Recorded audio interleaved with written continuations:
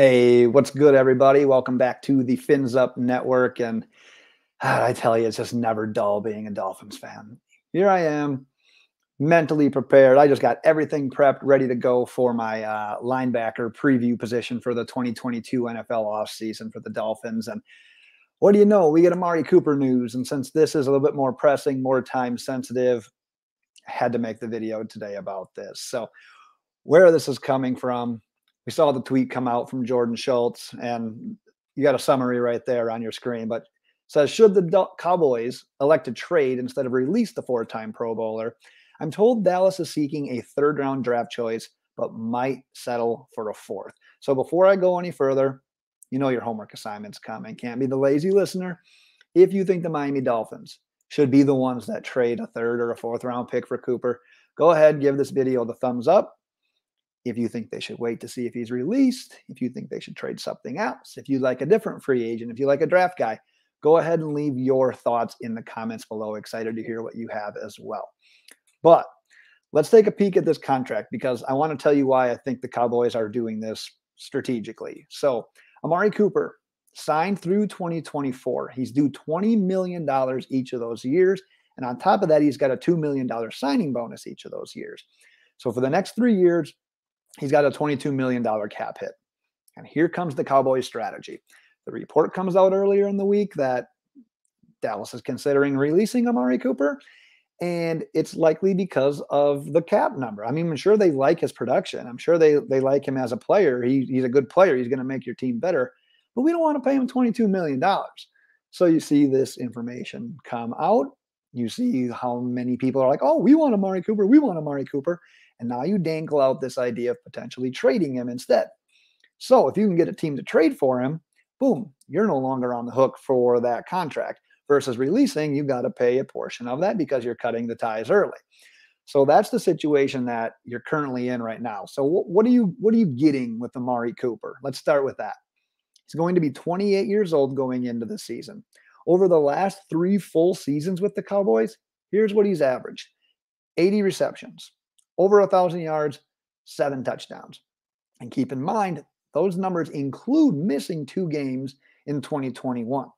So he's a good receiver. Honestly, I'm gonna come out and tell you right now what I want. I want the Dolphins to somehow acquire Amari Cooper, whether that's you wait and you release him or if it's the trade. But I'll tell you what, the trade comes with a bit of a caveat, because if you can release him, if you can negotiate your own contract with him, that's all in good.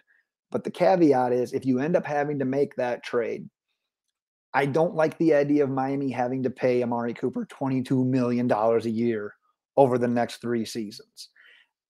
There's no way that the production is going to be able to match that. And I don't think anyone in their right mind would make the trade knowing that those are the numbers. I think having a restructured contract is going to be part of any trade that you see. I'm going to put that out there right then and there.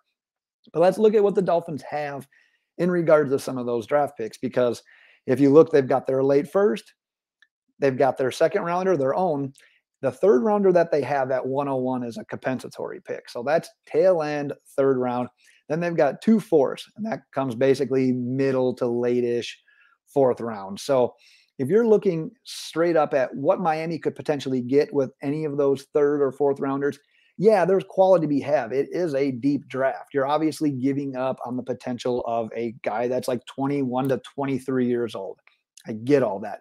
But you're getting a 28-year-old wide receiver who's got plenty left in the tank and who honestly can really fit what the Dolphins are going to try to do here. Because I want to bring up the list of the receivers that the team currently has, because I get a good laugh every single time I hear someone tell me that Miami's set at wide receiver. They don't need to do anything this offseason. It doesn't add up, because if you bring in Cooper, it opens up so many different opportunities. Because if you look at what you have, you got DeVante Parker, you got Waddle, who we know is a stud. You got Lynn Bowden, who has shown flashes, can work from the slot, can be used as a running back, the quarterback, kind of like this wildcat player. But after that, you've got a bunch of guys. And I don't have a couple of free agents listed because Mac Hollins, Preston Williams, they're a free agent of their own variety. And maybe, yeah, they're brought back on team-friendly deals. But at the same time, are you relying on them on a week-to-week basis? I thought you wanted to compete right now. I don't see them as those type of players. And also, if you look at what the Dolphins are likely going to try to do moving forward at the receiver position, it's guys that can create separation. It's guys that can run crisp routes. It's guys that can create after the catch. Hello to Amari Cooper. But even if you bring in Amari Cooper, I don't think the team is done addressing the position, because you give up a pick or some of those picks for Cooper. There's some thoughts in my mind that say maybe Miami's kind of done with DeVante Parker, because everything I described about the receivers that the team may covet moving forward doesn't fit Parker's skill set. He ranks damn near towards the end of the wide receivers every single year on separation that he gets from the defensive back on whatever route he's running. He's not that guy. He's not after the catch guy. We know what Parker is. Parker's the big body, box out, high point the ball. And there's a use for that skill set. Don't get me wrong.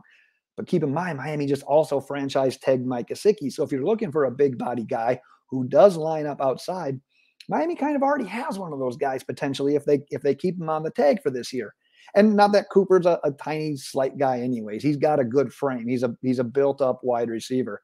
But I think it just opens up so many opportunities, and it's such a great fit. He honestly fits this offense better than a guy like DeVante Parker does. So consider me in the camp that's all in right now on Amari Cooper. I'm 100% honest with you guys all the time. I was the Calvin Ridley guy, and then obviously when that blew up and in everyone's faces, including mine, my priority kind of shifted to Cooper. So I loved the idea of getting him when he was released, when you can renegotiate your own contract with him.